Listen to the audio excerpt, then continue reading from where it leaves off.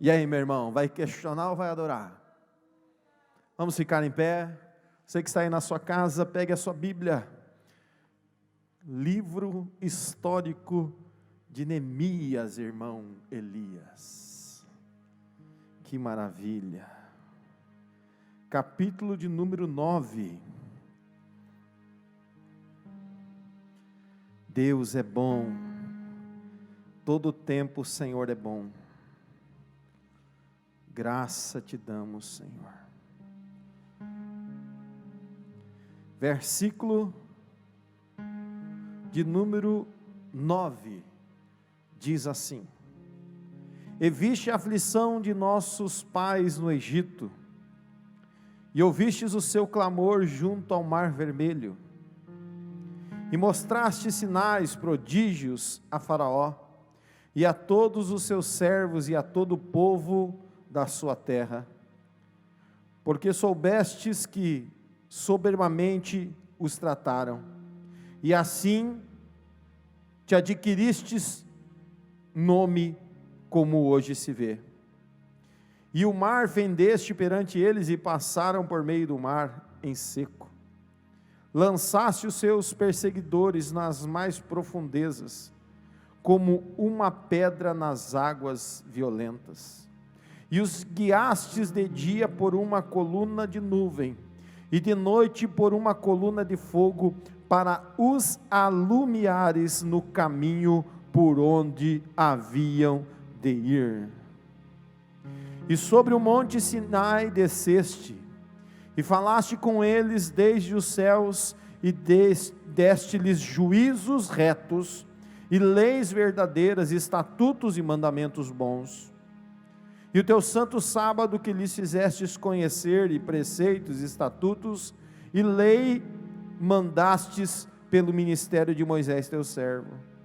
E pão do céu lhe destes desde na sua fome, e água da rocha lhe produzistes na sua sede, e lhe dissestes que entrassem para possuir a terra pela qual alcançaste a tua mão, que lhe havias de dar.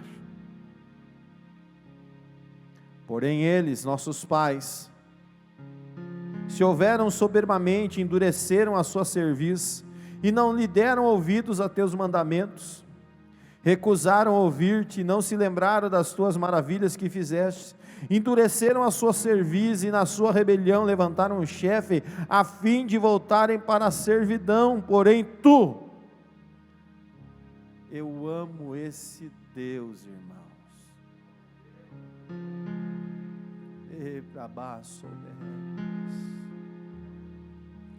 Deus é bom. Porém tu, eu amo as vírgulas na Bíblia, irmãos, porque elas mudam posições de Deus. Deus tinha tudo para destruir esses rebeldes, mas Deus faz o quê? Mas tu, oh glória a Deus. A minha tradução diz assim: porém tu, ó Deus, perdoador, clemente, misericordioso, tardio em irar-te, grande em benefício, tu não os desamparaste. E ainda mesmo quando eles fizeram para si um bezerro de fundição, e disseram: este é o teu Deus, e que te tirou do Egito, e cometeram grandes blasfêmias, todavia tu, vírgula. Você pode dar uma glória a Deus, irmão? Oh, aleluias! Pela multidão das tuas misericórdias, não os deixaste no deserto, e a coluna de nuvem nunca deles se apartou de dia, para os guiar pelo caminho, nem a coluna de fogo de noite para alumiar, e mostrar o caminho por onde haviam de ir. E deste o teu bom Espírito para os ensinar, e o teu maná não retirastes da sua boca, e água lhes deste na sua sede, e deste modo, aleluia, o sustentaste 40 anos no deserto, falta nenhuma tiveram, as suas vestes não se envelheceram, e os seus pés não se incharam. Também lhes deste reinos e povos, e repartisse em porções, e eles possuíram a terra de Seom, a saber, a terra do rei de Esbom, e a terra de Og, rei de Bazã. E multiplicasse os seus filhos como estrelas do céu, e trouxeste-os à terra que tinhas dito a seus pais, que entrariam nela para a possuírem. Amém. Você pode dar um glória a Deus, irmão? Você que está em casa pode dar um glória a Deus nessa noite? Feche os teus olhos mais uma vez, reclina a tua fronte. Pai de amor, Pai de bondade, Pai de misericórdia, Pai das luzes onde não existe, Senhor, sombra alguma de variação. Senhor, eu sei, Senhor, que Tu queres nos avivar, eu sei que Tu quer renovar dentro de nós o Teu Espírito. Senhor, mesmo nós sendo pecadores, mesmo nós sendo por vezes rebeldes, mesmo, Senhor, por vezes nós temos, como aqui o termo usado, Senhor, no escriba bíblico, uma dura serviço, Senhor. Senhor, mesmo assim, Senhor, Tu és perdoador daqueles que Te buscam em verdade, Tu és misericordioso, tardio em irar-se, Senhor. Então renova em nós a esperança, renova em nós, Senhor, meu Deus, o Teu Espírito, e não retires de nós, Senhor, porque queremos, Senhor, Te ouvir, Senhor, em nome de Jesus. Amém e amém, Jesus. Podeis assentar, irmãos. Eu tenho certeza que você já ouviu muitas e muitas mensagens a respeito de Israel, mas o que eu gostaria de nessa noite me deter só um pouquinho para colocar aqui para você na reflexão, continuar aquilo que Deus já falou através do nosso irmão Elias, que Deus tem desejo que nós tornemos o nosso coração para Ele. É tão interessante que você pode ver, irmãos, irmão Elias falava aqui sobre avivamento, e eu tentava com a minha mente, que a nossa mente é limitada, tentava trazer a minha lembrança, e buscar dentro da minha lembrança, acontecimentos que precediam verdadeiros avivamentos, e os que eu trazia à minha mente, todos eles eram precedidos, irmão Elias, de grandes aflições, de momentos difíceis que se passavam, seja na nação de Israel, seja nos grandes avivamentos do século XVI, do século XIV, todos eles passavam por momentos de dura dificuldades. Por exemplo, você sabe onde é que começou o grande avivamento que aconteceu na Inglaterra? Aconteceu com um homem. Começou uma fagulha. Ei, irmão, Deus não precisa de multidões. Nós estamos aqui em torno de umas 30 e poucas pessoas, o público e a equipe técnica e os ministros. Deus não precisa de multidões. Coloque uma coisa no seu coração, você que está aqui no templo: Deus precisa de um coração disposto, de um coração obediente. E um homem na Inglaterra, ele sabe o que ele faz? Em plena revolução industrial, onde mulheres eram massacradas, crianças eram massacradas, por causa do trabalho em excesso, não por causa da prosperidade, mas por causa do trabalho em excesso e da ganância. E um homem se compadeceu das crianças, irmã diaconisa Vilma. Seus pais estavam trabalhando nas fábricas e as crianças estavam se tornando verdadeiros trombadinhas, especialistas em bater carteiras, pulguistas, acho que é o nome do termo.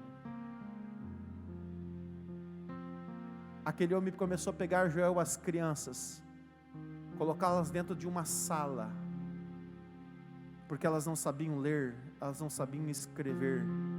E sabe o que ele falou no seu coração? Deus, eu vou usar a tua palavra para alfabetizar as crianças da minha nação. E ele começou a primeira escola bíblica dominical da história. E ali ele começou a doutrinar os que seriam grandes evangelistas e avivalistas da nossa história. Você sabe o que é isso, irmão? Uma pessoa fez a diferença na Inglaterra. Deus só precisa de uma pessoa. Que pode ser você aí que está sentado nessa noite. Pode ser eu, se eu me colocar também na presença do Senhor. Deus está à procura. Josias, por exemplo, citado pelo irmão Elias, para ele chegar a ser rei, ele começou a reinar com 8 anos, se não me trai minha memória, mas ele era perseguido, ele foi escondido no templo. O sumo sacerdote escondeu, sabe por quê? Porque a sua avó queria matá-lo. A sua avó era uma idólatra, e ela queria acabar com a linhagem de Davi que estava em Josias, e ela queria ser a rainha. E sabe onde é que Josias foi protegido? Dentro da casa do pai. E lá ele descobriu a lei do Senhor. Lá ele começou a ser educado nas santas letras. Lá começou a despertar naquele coração a fome de viver uma autêntica vida com Deus. Quando você olha para os filhos de Israel, eles estão vivendo em torno de 400 anos de escravidão, mais de 400 anos de escravidão. Eles passam um período de 70 anos de aflição. Os últimos anos de escravidão são de aflição, onde o faraó os fazia todos os dias. Só quem já amassou barro com palha para fazer tijolo, talvez saiba do que eu estou falando. Tijolos não são feitos como nos nossos dias, onde você coloca ali o material numa máquina e o tijolo sai prensadinho. Não, os filhos de Israel passavam diuturnamente, dia após dia, amassando barro com palha para fazer tijolos. Tinha uma porção racionada todos os dias de comida.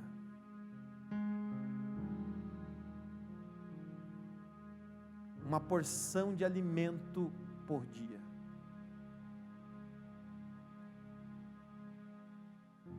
Eu conversava com o irmão hoje pela manhã, talvez hoje você vai tentar conseguir compreender um pouquinho o que é isso, meu irmão. Conversava com o irmão hoje pela manhã aqui na igreja, eu perguntava para ele, como é que está a situação de tal país? Ele dizia, pastor, no bairro da capital, a polícia isolou alguns bairros, as pessoas não podem entrar nem sair. É um país vizinho nosso aqui. A polícia leva comida e água e larga na divisa do bairro. As pessoas estão aprisionadas. Ninguém sabe como é que está a verdadeira situação dentro daquele bairro. Literalmente, queridos, eles estão como escravos, presos. Nós servimos um Deus que Ele vem tirar-nos dessa posição de escravo, dessa posição de prisão. Hoje pessoas estão vivendo isso na carne, mas a pior prisão que existe, irmãos, não é a da carne. A pior prisão que existe é da alma. Porque quando você é liberto na sua alma, a sua vida não importa mais. Como assim, pastor? Eu recomendo você ler um livro muito antigo, editado pela editora Betânia, se não me trai minha memória, que diz assim o título desse livro: Por Trás das Cortinas de Ferro, onde nossos irmãos em países da ditadura comunista, eles eram jogados aos cárceres profundos, Eles eram jogados dentro de lagos congelados na Sibéria, onde se abria ali buracos naqueles lagos congelados, e ali eles eram lançados dentro daquelas águas congelantes, e ali os soldados, eles ofereciam, irmão presbítero Orlando, cobertores quentes, bebidas quentes, chocolates quentes, e diziam: ou apenas você deixe seu Jesus e siga a mãe Rússia.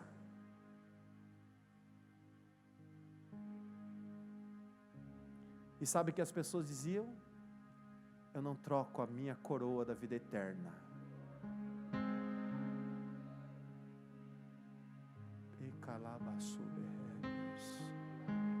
Só quem entende o que é perder a sua vida para ganhá-la, é capaz de dizer: eu não troco meu Jesus por nada. Pastor, por que o senhor está falando essas coisas? Porque somente quando você consegue entender esses princípios e conceitos bíblicos, que são totalmente antagônicos e distintos, diversos, de princípios dos nossos dias a dia, princípios da nossa sociedade.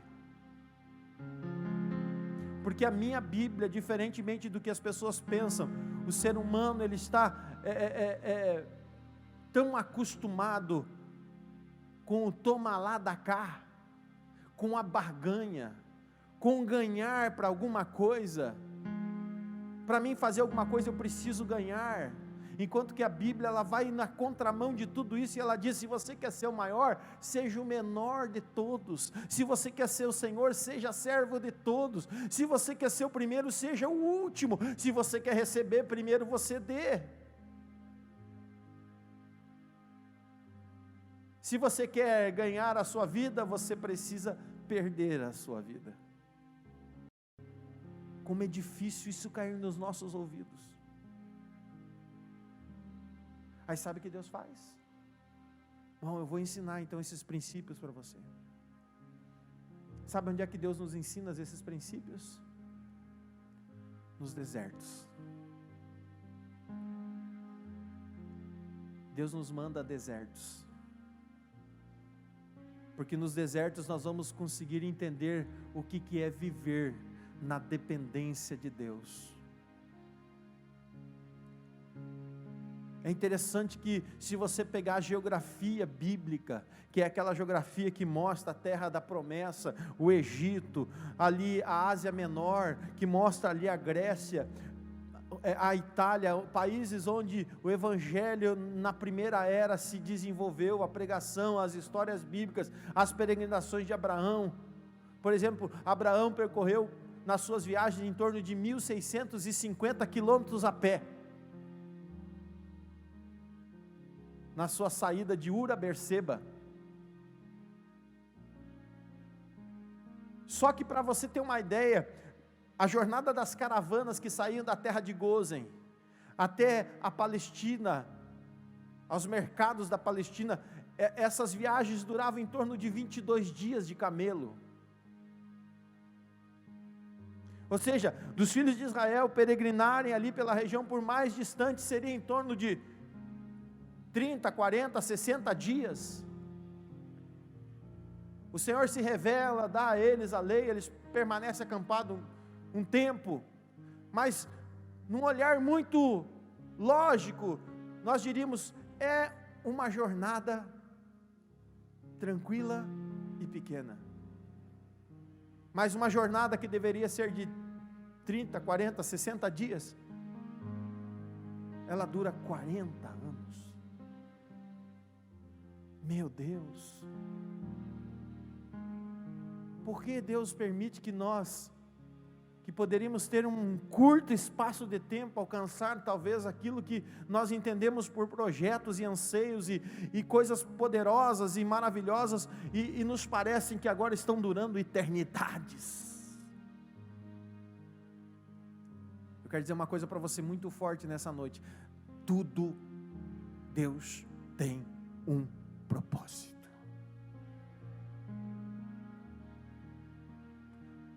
Deus tem sempre propósito. propósitos. Deus pode fazer coisas espetaculares na sua vida, mas você precisa alinhar o seu coração com o coração de Deus. Você precisa alinhar a sua mente com a mente de Deus. E sabe o que Deus faz? Deus começa agora uma jornada de transformação de caráter, transformação de vida,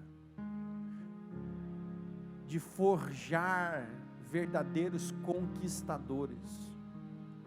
Deus vai transformar de amassadores de barro e palha em verdadeiros conquistadores. Desertos de Deus são especialização de Deus para nos transformar naquilo que Deus deseja. Você pega um povo que não tem experiências em guerra, você pega um povo que não tem experiência em cultivo, porque eles só sabem amassar barro e palha. Deus pega um povo que não sabe mais o que é ter intimidade, ter relacionamento com Deus. Ou você acha que em 400 anos eles não esqueceram quem era o Deus de Abraão? Quem era o Deus de Isaac? Como assim, pastor? Sim. É tão verdade que quando Deus se apresenta a Moisés lá no monte, o que ele fala? Eu sou o teu Deus, o Deus de Abraão, o Deus de Jacó e o Deus de Isaac.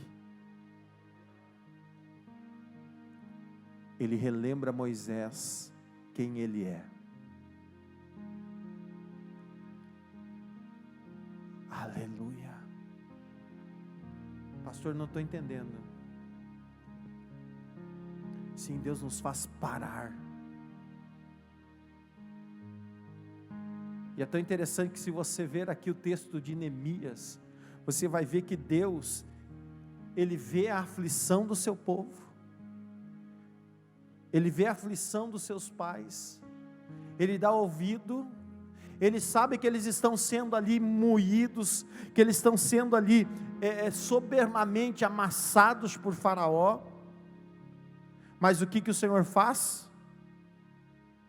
Ele pega e retira eles com mão forte, ele se torna um guia, ele se torna um farol, que ilumina o caminho. Irmãos, quando você deixa, escute aqui o que eu estou falando para você nessa noite, por favor, se você deixar Deus guiar os teus passos, se você deixar Deus guiar o seu caminho, você não vai errar, você não vai cair, você não vai perecer, você vai passar o deserto, e você vai subsistir no deserto. Você prestou atenção na palavra que eu falei? Subsistir. Por que você falou essa palavra, pastor? Porque no deserto, irmãos, não tem conforto. No deserto, irmãos, não tem supérfluo. No deserto só existe o necessário.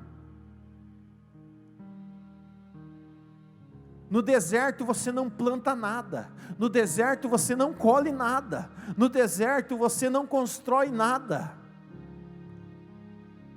O deserto, escreva uma coisa na tábua do teu coração, irmãos, é passagem. Deserto é lugar de transformações, deserto é mudança de posição.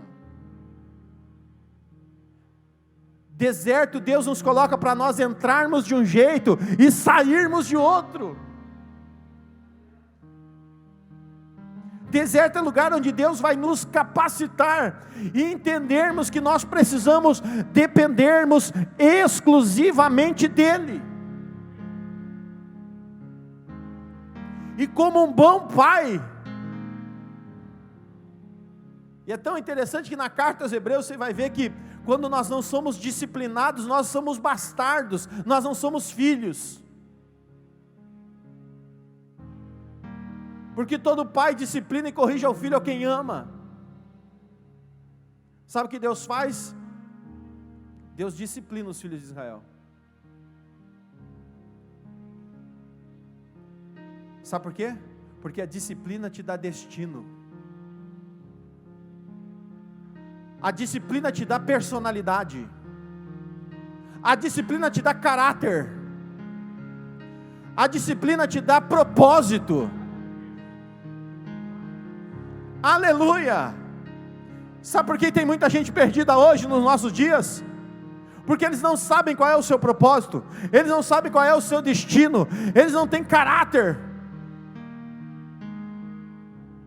porque lhe falta pai. Porque é pai que dá caráter, é pai que dá destino, é pai que dá propósito, é pai que dá direção. E Deus, diz o texto, é como um pai que ama o seu filho, e disciplina o filho a quem ama. Quem está entendendo? Nós somos a geração, que nem o pessoal usa o termo na internet, do mimimi. Nós somos da geração do filho que manda no pai, não o pai que manda no filho. Nós somos da geração, queridos, de pessoas que não entendem o que é não. É que nem a canção que a irmã Helena cantou aqui antes, dizendo que se Deus não fizer, não está bom, que é o Deus que faz e faz. Só que Deus não é assim. Deus também diz não. Deus também diz não. E eu vou até arriscar uma coisa aqui, meu irmão. Eu até creio que Deus diz mais não do que sim. Sabe por quê? Porque é o não que forja a tua personalidade, não é o sim. Quando você é pequeno, na sua personalidade, o seu pai vai dizer no mínimo uns 40 mil nãos para você. Não coloque o dedo na tomada, não faça isso, não faça aquilo, não faça aquele outro, não saia com fulano, não saia com Beltrano, não ande com ciclano, não desobedeça a professora, respeite, não faça isso. Os 40 mil nãos no mínimo na formação da sua educação. Se você for crente, se você for crente, você multiplica isso por 2, vai ser uns 80 mil. Se você for filho de pastor, você multiplica isso por 4, vai ser uns 160 mil nãos na sua vida. Quem está entendendo? É o não de Deus que vai ser bênção para a sua vida. Até o não de Deus é maravilha para você. E todo mandamento, irmão, não é sim, é não. Você já notou isso? Quem já notou isso? Que todo mandamento é não em vez de sim. Não terás outros deuses diante de mim. Quem já tinha notado que tudo que é mandamento é não? Não matarás. Não furtarás, não cobiçarás. Quem está entendendo, diga amém.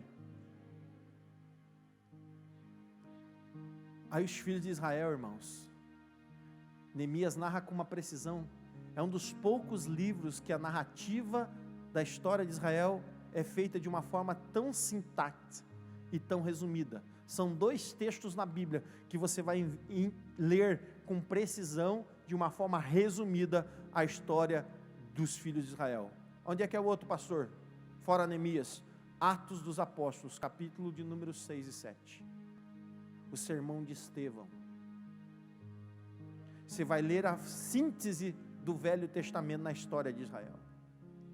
E a Bíblia nos fala que Deus, Ele envia, então agora os filhos de Israel, para mudar o seu caráter, quebrar a sua cerviz e lhe dar um destino. Qual é o destino, irmãos?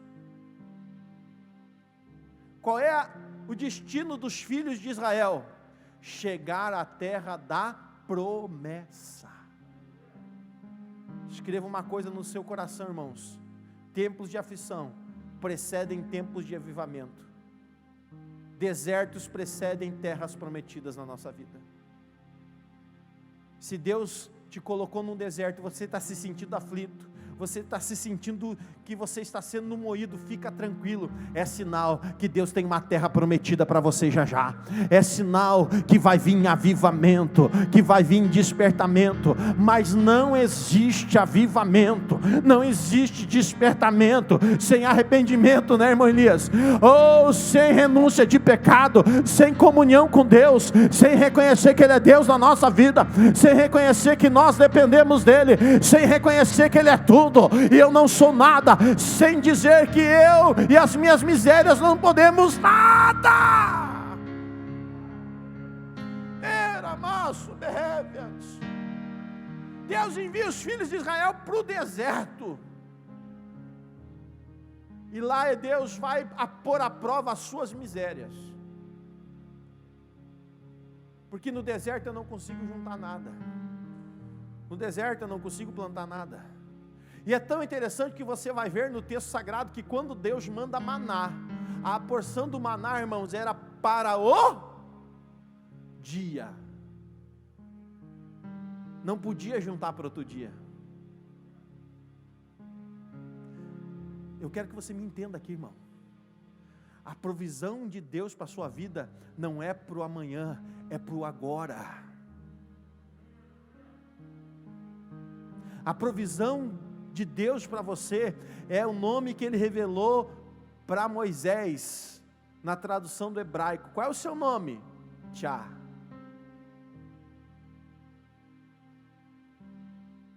J-I-H. Tchá. Eu sou Deus do agora. Eu sou Deus que provê o agora. Não junta para amanhã. E quem teimava, irmãos, eu tenho certeza que sempre tinha um teimoso. Não, eu vou guardar. Vá que amanhã Deus não mande. Vá que amanhã Deus não venha prover. Vá que amanhã Deus se esqueça. E o camarada ia lá e guardava. Quando acordava de manhã estava podre o maná. Você está entendendo, irmão? Lugar de deserto é entender que Deus é o Deus da provisão do agora, que Deus é o Deus da provisão do instantaneamente, no exato momento do tempo agora, desse exato minuto na sua vida. Deus está dizendo para você, irmão, você está na prova, querido, você está passando por um momento de aflição, perturbações espirituais estão te rodeando, fica tranquilo, eu estou com você no seu deserto, eu estou com você e eu vou prover agora. Eu não vou ser o provedor do amanhã, eu sou o provedor do agora. Quando o amanhã chegar, eu serei o provedor do agora. Quando o amanhã chegar, eu serei o provedor do agora. Quando o amanhã chegar, eu serei o provedor do agora. Aleluia, aleluia. E para baixo de rédeas. Que experiência maravilhosa você depender em tudo de Deus. Tem uma passagem em Números que eu gosto muito, e Deus me lembra agora, nessa pregação novamente. Talvez Deus pensando assim, eu vou dar um refrigério para os filhos de Israel. Se não me traz minha memória, o deserto se chama Refidim. É um deserto meio diferenciado. Quando eles chegam, existem 12 fontes de água nesse deserto. É um deserto que na verdade tem um grande oásis, com 12 fontes, palmeiras, e a Bíblia diz que os filhos de Israel acamparam ali, e Deus mandava maná, Deus mandava as cordonizes, coisa boa, né, irmão? Você está num deserto com água fresca, de fontes profundas, você está na sombra, você descansa na sua tenda. Sabe o que começou a acontecer, irmãos? Isso é algo que eu penso no meu coração. Você não vai encontrar isso no texto bíblico, mas a Bíblia me dá a liberdade de pensar dessa forma, de fazer uma analogia ao texto bíblico. Eles começaram a ficar acomodados. O mundo tem dessas coisas. O mundo começa a fazer com que nós nos sintamos acomodados. Está tão bom, a economia está indo bem, o Brasil está decolando, irmão Elias. Nós estávamos conversando aqui antes do culto, em março, né? Meu Deus, nós íamos ter o melhor ano das nossas vidas, irmãos. Nós estávamos nos acostumando a coisa boa. Os fretes rolando à solta, Jones. O Brasil, e nós crentes tudo faceiro, né, irmãos? Oh, glória a Deus. Que maravilha. E nós vamos nos acomodando, Joel. Os filhos de Israel foram exatamente da mesma maneira, irmãos. Eles estavam ali naquele deserto. Tá bom nesse deserto. Sombra, água fresca, comida. Estou criando meus filhos aqui. Não estou mais amassando barro com palha. Que maravilha. Ei, irmão, tem uma coisa. Deus não te chamou para morar no deserto. Deus, vou repetir para você colocar isso no teu coração. Deserto não é teu lugar de morada. Deserto é lugar de passagem. Eu vou repetir, quem sabe você se anime e dá um glória. Deserto não é lugar de morada, meu irmão. Deserto é lugar de você passar, é lugar de passagem. O que Deus tem para ti é maior que isso. O que Deus tem para ti é poderoso demais, é tão maravilhoso. E agora eu levo para o mundo espiritual mais profundo ainda. Nós estamos nesse mundo espiritual, nesse deserto espiritual de passagem, porque o que Deus tem reservado para ti, meu irmão, o olho humano ainda não viu, o ouvido humano ainda não ouviu, ainda não desceu o coração do homem. É o que Deus tem reservado para todos quantos Ele ama. Deus tem reservado para você algo sublime, algo precioso, algo eterno. Ei, meu irmão, não se acostume em morar nesse deserto desse mundo. Aleluia. Sabe o que Deus faz? Deus disse: esses filhos estão muito acostumados, José. Como é que Deus se manifestava no meio do seu povo? O que acompanhava eles desde a saída do Egito? Uma coluna. Diga comigo, coluna. Não, repita comigo aí, meu irmão. Coluna. O que acompanhava os filhos de Israel? Você que está em casa desde o Egito? Uma coluna. Quem gosta de pregação pentecostal já entendeu a revelação aí, meu irmão? Para que serve coluna, José? Construtor. Para que serve coluna, meu irmão, na sua casa, Jones? Trabaçoberrévias. Não, você não entendeu ainda o que Deus está falando contigo. Deus está dizendo aqui nessa noite: eu quero ser uma coluna que vai à frente. Eu quero ser uma coluna que está sempre à frente. Aleluia, aleluia, aleluia. Eu quero ser aquele que sustenta a tua casa. Eu quero ser aquele que sustenta o teu casamento. Eu quero ser aquele que sustenta a tua fé. Eu quero ser aquele que sustenta você na faculdade. Eu quero ser aquele que sustenta você no seu trabalho. Eu quero ser aquele que sustenta os teus filhos. Eu quero ser coluna, coluna, coluna, coluna. Aleluia!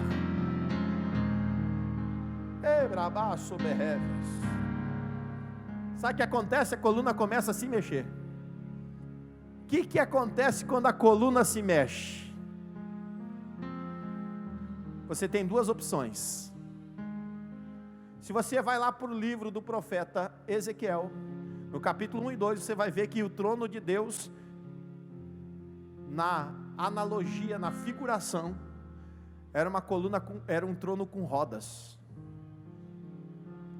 Aleluia, aleluias. O que dá a entender isso, irmãos? Que o trono de Deus não é estático, que o trono de Deus não é parado, que o trono de Deus é móvel, que o trono de Deus se mexe. Sabe por quê? Porque para onde a presença dele vai, o trono vai atrás. Aleluia. Não, você não está entendendo o que eu estou falando aqui para você nessa noite. Para onde a presença, ali diz no livro do profeta Ezequiel, para onde o Espírito se movia, as rodas iam atrás, o trono ia atrás. Ei, meu irmão, para onde Deus se mover, mova-se com ele. Para onde Deus se mexer, mexa-se com ele. Para onde Deus andar, ande com ele. Aleluia. Mas com a analogia da coluna, vamos ser mais forte ainda com você, para você entender. Ei, irmão, o que eu estou dizendo para você? Que a casa sua é móvel. Se você não pegar essa, irmão, eu vou parar de pregar agora. Irmão, se é coluna que está andando, e a casa é móvel, o que acontece se a coluna se mexer e a casa ficar parada, irmão Elias? Ah, meu Deus! Pegou aí, irmão? O que acontece se a coluna se mexe e a casa fica parada? A casa cai.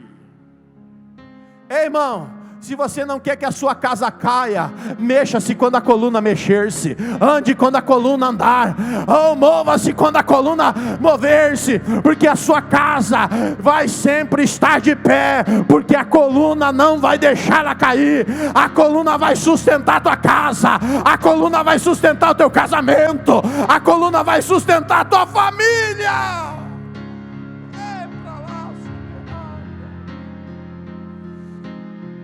Só tem um detalhe. Dessa vez a coluna foi para um lugar seco. Deserto de Sim, se não me traz memória. Isso não está aqui nem na anotação, irmãos. Deserto de Sim seco. Só tem pedra naquele lugar, irmão Elias. Paulo, Renato, misericórdia, só areia. Meu Jesus amado. Daiane, naquele lugar não tinha nem bicho vivo, se duvidar. Seco, areia e pedra, Joel. Não deu uma semana, sabe o que começaram a fazer, irmão? Já estavam querendo tacar pedra em Moisés. O povo não tinha água para beber. Já estavam embuchados de maná.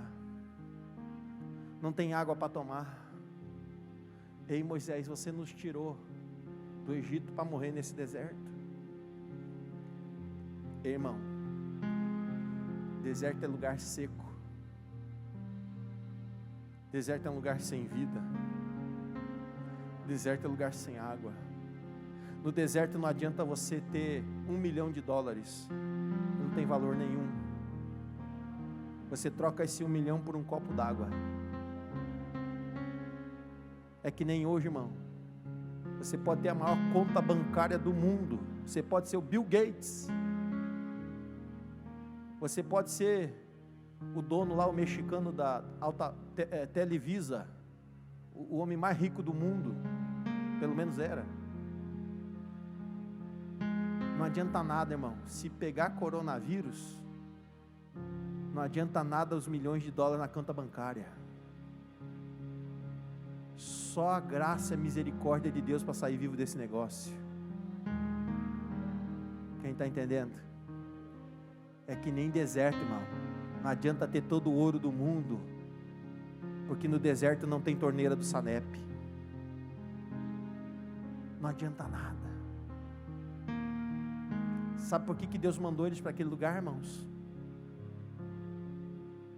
Para eles aprenderem que quem sustenta eles no deserto é Deus.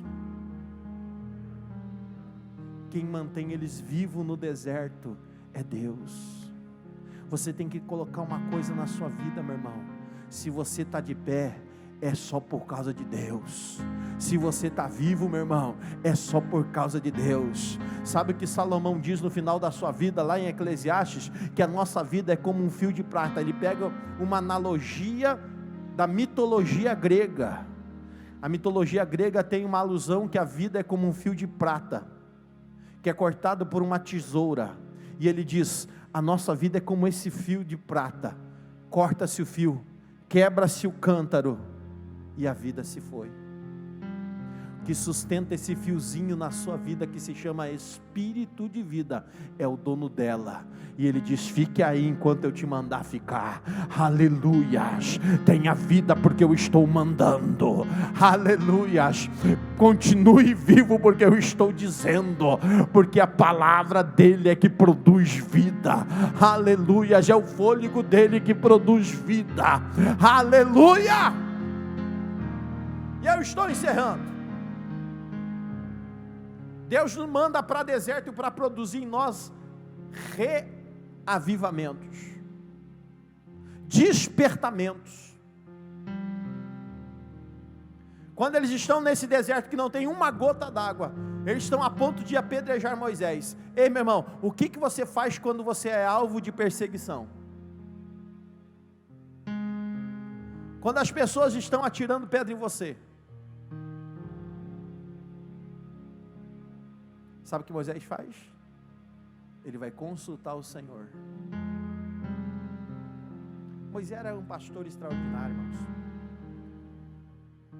Quem dera eu pudesse ser 0,01% do que Moisés foi como pastor. Só tem 2 pessoas na vida que deram a sua vida pelo povo. Quem foi, irmãos? Jesus e Moisés. Não, mas Moisés não morreu pelo povo de Israel. Não, mas ele deu a vida. Como assim, pastor? Você lembra lá em Números, quando o povo murmurou, e Deus disse assim, Moisés, sai do meio desse povo que eu vou matar todos eles, e eu vou fazer de você uma nação, eu vou fazer de você um povo escolhido, tudo que eu prometi para eles eu vou cumprir na tua vida. Sabe o que Moisés fala? Não, Senhor, o que dirão as outras nações, que os tirasse do deserto, do Egito para matá-los no deserto? Não, Senhor, poupa eles e tira a minha vida. Meu Deus, que pastor é esse, irmãos? Ele cumpre exatamente o que Jesus fala em João 10, o bom pastor dá a vida pelas suas ovelhas. Senhor, tira a minha vida, mas poupa eles. Moisés é um tipo aí de Cristo, do mediador, do intercessor fiel, como Cristo está hoje do lado de Deus, irmãos, como diz a Epístola ao João, capítulo 1 e capítulo 2, ele está ao lado, à destra do Pai, como advogado. Ele diz, filhinhos, João é carinhoso, né, irmãos? João, como João é amoroso, por isso que ele é chamado de apóstolo do amor, discípulo do amor. Ele é carinhoso, ele é amoroso. Se é Pedro, já diz, você é um condenado para o inferno. João diz, filhinhos, amados, não pequeis. Se fosse Pedro, já dizia, miserável pecador. Mas João diz, filhinhos, não pequeis, mas se pecar, olha as vírgulas aí que eu amo tanto, você tem junto ao Pai um advogado fiel, que intercede por nós, o único mediador, Jesus Cristo, o homem, que está intercedendo a Deus por você, como Moisés intercedeu pelo povo naquele dia. Mas esse mesmo povo pelo qual ele intercede, agora é o povo que está querendo atirar pedra nele, e sabe o que ele faz? Ele vai recorrer a Deus, e Deus diz para ele, faz o seguinte, pega os príncipes, os anciões, vai à frente desse povo. E Moisés, obediente, ele entra dentro do deserto. Irmãos, tem horas que você que quer ver o milagre de Deus, você precisa entrar um pouco mais fundo no deserto. Credo, pastor, eu já não estou aguentando mais. Ei, meu irmão, é lá onde você vai encontrar as suas misérias, e você vai ver que não vai ter força, não tem sabedoria humana, não tem conceito, não tem filosofia, não tem lógica, não tem matemática, não tem raciocínio, não tem leis químicas e naturais, não tem leis da física que possam resolver o seu problema, porque no deserto não tem nada. Quando Moisés chega lá no mais profundo do deserto, ele vê uma pedra, um rochedo. Aleluia. Quem sabe os príncipes estavam olhando, o que será que nós estamos fazendo aqui? Viemos um pouquinho mais para frente para não morrer na frente do povo. E aí Deus vem, irmãos. Aleluia. Eu amo a história de Moisés, irmãos. Tem um texto bíblico que diz assim: com os meus profetas eu falo através da palavra, mas com Moisés. Já pensou uma Débora? Com Moisés eu falo face a face. Deus vem falar para ele, Elisângela, ele diz: bata na rocha, fere essa rocha. Moisés pega seu cajado. Você sabe que cajado é uma tipologia de autoridade? É no deserto que Deus vai te dar autoridade, meu irmão. Sabe que você estiver lá na faculdade, Bruna e Rafael, Deus vai dar autoridade para vocês lá. Pega o cajado e bate na rocha, viu? Lá vai jorrar. Quando ele bate lá naquela rocha, irmãos, que é uma tipologia de Cristo, e o cajado é uma tipologia também da lei, da dura lei, e a lei ela fere Cristo, porque ele não veio para destruir a lei, ele veio para cumprir a lei. Então a lei fere e ela se fende, e do seu interior, irmão, olha aqui, coisa profunda, e do seu interior jorra água viva. Você sabe o que é tipologia? Água viva não é uma água parada, não é uma água estagnada, não é uma água de cisterna, é uma água de fonte, fontes subterrâneas, fontes internas. O relacionamento que Deus quer com você, irmãos, não é um relacionamento de vida superficial, de superfície, não. Deus quer um relacionamento de profundidade, de algo profundo. Aleluias. Por isso que ele diz para a mulher samaritana em João capítulo 4, ele diz: quem beber dessa água da fonte, aleluias, daquela fonte da rocha de Horebe, que está jorrando hoje aqui também, aleluias, aleluia. Se você crê, beba dessa água. Não é uma água física, é uma água espiritual. Jesus disse: eu sou a água viva que desceu do céu, eu sou a água que está jorrando. E ele diz: quem beber dessa água, aleluia. Você já viu uma coisa tremenda, meu irmão? Aleluias. É a única vez na racionalidade do texto bíblico que uma fonte pode se tornar outra fonte. Você já viu isso? Quem bebe dessa água do seu interior, salta também uma fonte. É a fonte que transforma outro em fonte, que transforma outro em fonte, que transforma outro em fonte. Quem bebe dessa água nunca mais terá sede, nunca mais terá sede, nunca mais terá sede. Aleluias! Preste atenção, vem comigo, irmão. O que Jesus está me ensinando aqui? Que quando eu vou para o profundo do meu deserto, e lá eu encontro as minhas misérias, e lá eu vejo que eu não posso, lá eu vejo que eu não consigo, lá eu vejo que eu não tenho sabedoria, que não tem força do meu braço, que não tem dinheiro que resolva. É lá na minha miséria que eu reconheço os meus pecados, e eu digo: eu preciso de ti, eu preciso de ti, eu preciso de ti. Então ele diz: então beba, então beba, então beba, então beba. Aleluia! Aí eu quero que você entenda, para encerrar, meu irmão. Quando você bebe dessa fonte inesgotável chamada Jesus, você se torna uma fonte, porque ele passa a estar dentro de você. E se você não entender, misericórdia, irmão, vou para casa. Mas quer entender da glória a Deus, você pode ficar em pé que nós vamos orar? E eu encerro dizendo o seguinte: quando você vai lá e tem um encontro com a rocha de Horebe, e você bebe dessa água, e João diz que você se transforma numa fonte, o que acontece, meu irmão? Agora eu tenho a fonte. Agora eu tenho a fonte, Joel. Sou de casa. Não, irmão, você acha que não me entendeu? Você tem fonte? Se você tem fonte, você pode enfrentar qualquer deserto. Você pode ir para o deserto, que a fonte vai com você. Você pode caminhar no deserto, a fonte vai com você. Você pode estar sucumbindo no deserto, mas a fonte está com você. Você não vai ter falta de nada, a fonte está com você. Você anda no deserto, a fonte vai com você. Você vai para outro deserto, a fonte vai com você. Você caminha para cá, a fonte vai com você. Olha a visão de Ezequiel: para onde a fonte se mexe, você vai de trás. Aleluia! O que você pensa, meu irmão? O que você acha, meu irmão? Será que dá para vencer o deserto tendo a fonte com você? Aí sabe o que acontece? No momento que você consegue compreender que a fonte está com você,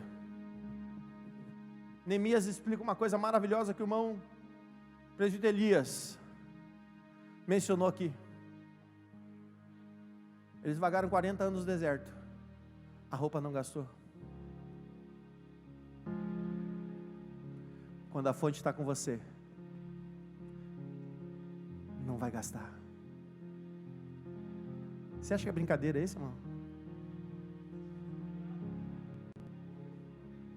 Você acha que é brinquedo isso, irmão? Os seus pés não incharam, e os calçados também não gastaram, porque a fonte estava com eles.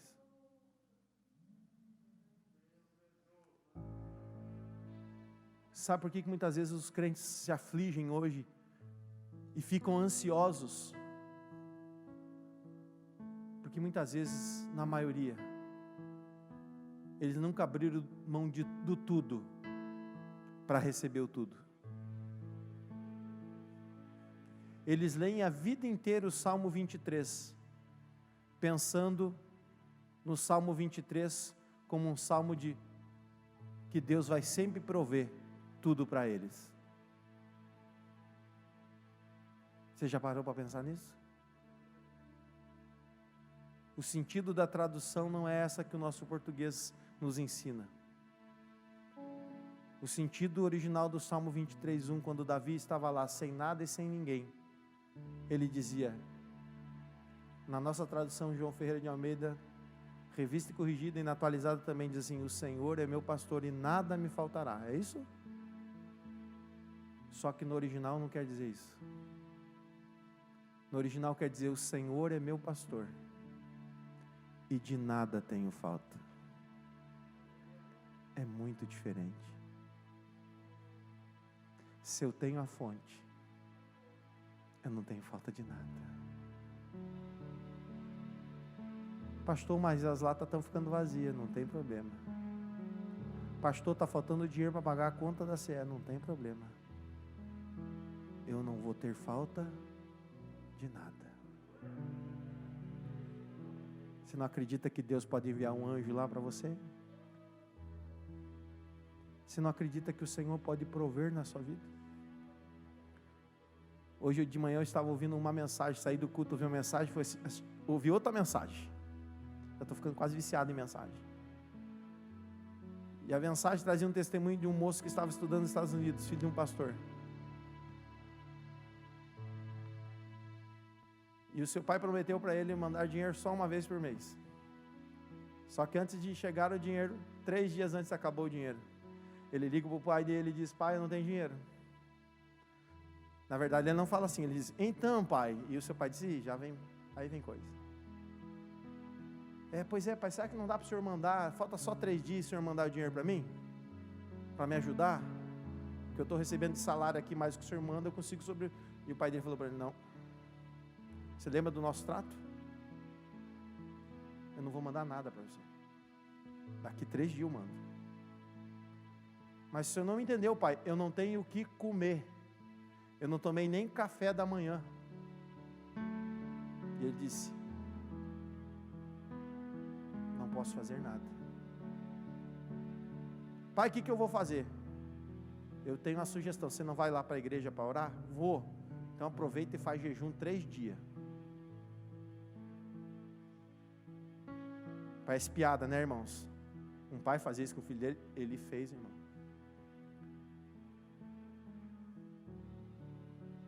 E ele foi lá, começou a jejuar. 3 dias jejuando, só que o estômago roncando. Se não me traz minha memória. Ele estava durante o jejum, ele disse: Senhor, eu não quero mais viver as experiências do meu pai, eu quero ver as experiências do meu Deus. Quando ele termina de falar aquilo, o Espírito Santo fala para ele: levanta e vai na cafeteria. Mas não tem dinheiro. Você não tem fé? Ele entra na fila da cafeteria. E ele não tem dinheiro, José. Quando chega, a pessoa que está na frente dele de ser atendida, vira para ele e diz assim: o que você vai comer? Eu vou pagar o seu café. E ele diz: não precisa. Não precisa. E o rapaz insiste: não, eu vou pagar o seu café. Não. E ele disse que ele ficou tão constrangido que ele não sabia o que mais falar. Ele disse: não quero. E ele vira para o atendente e diz assim: ele toma café aqui? Tomo. O que ele come? Ele come isso. Então, coloque, ele vai comer. Aí ele disse que ele pagou com uma nota alta de $. E ele recebeu o troco de volta, uma Vilma. Botou no bolso do filho do pastor. E disse assim para ele: aleluia. Aleluia. Essa foi a tua oração lá no cenáculo.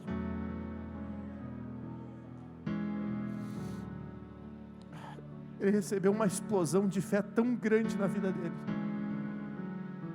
Aleluias. Irmãos, sabe o que Deus está falando para nós aqui no encerramento? Pare de viver experiências de fé dos outros. Pare de viver experiências de fé do Deus do teu pai, da tua mãe, das tuas histórias. E Deus está dizendo: comece a viver as experiências do teu Deus. Comece a viver experiências de fé do teu Deus. E Deus vai se revelar como uma fonte inesgotável para a sua vida. Você crê nisso? Põe a mão sobre o seu coração, vamos encerrar. Senhor Jesus,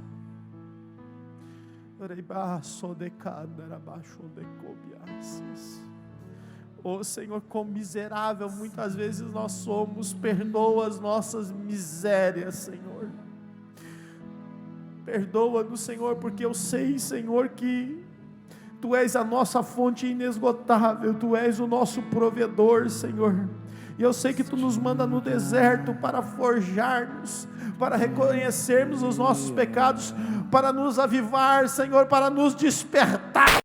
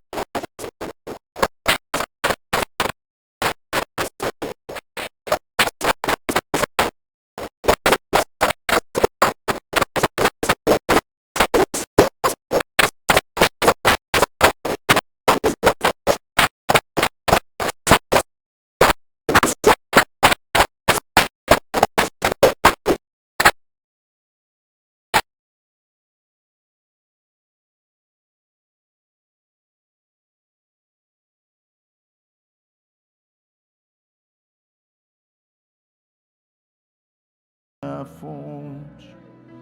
Obrigado, Senhor, pela tua palavra. Abençoa os teus filhos, Senhor.